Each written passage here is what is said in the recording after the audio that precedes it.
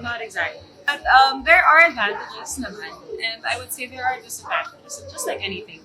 Muling napag-usapan ang pangalan ni Kayla Estrada matapos siyang tanungin sa isang panayam kung naaapektuhan ba siya ng mga negative comments at patuloy na paghahambing sa kanya kay Catherine Bernardo, lalo na mula sa mga avid fans ng huli. Sa halip na umiwas, diretsahan at kalmado ang naging sagot ni Kayla, "Not exactly. There are advantages naman and there are disadvantages." Isang pahayag na agad umani ng iba't ibang reaksyon mula sa netizens.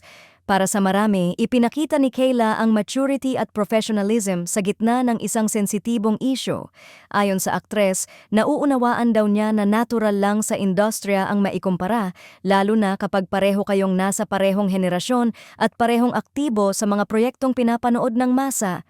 May mga pagkakataon daw na masakit basahin ang ilang komento, ngunit pinipili niyang tingnan ang mas malawak na perspektibo na may mabuti at hindi mabuting dulot ang pagiging sentro ng usapan. Gayunpaman, hindi maikakaila na may ilan pa ring fans ang patuloy na ikinukumpara si Kayla kay Catherine, lalo na sa usapin ng acting, popularity at career trajectory. May mga nagsasabing hindi raw maiiwasan ang comparison dahil pareho silang leading ladies na may malalaking proyekto, habang ang iba naman ay mariing ipinagtatanggol si Catherine bilang one and only.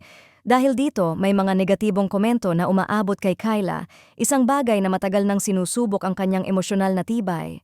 Sa kabila nito, may mga netizens din na humanga sa pananaw ni Kayla.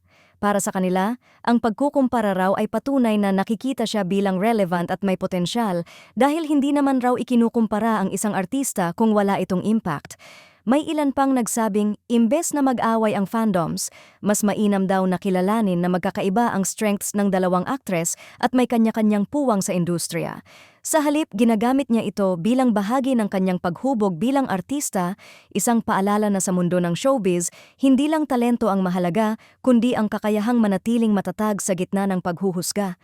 Habang patuloy ang paghahambing, patuloy rin ang pag-usad ni Kayla sa sarili niyang landas, hiwalay, ngunit hindi kailanman mas mababa.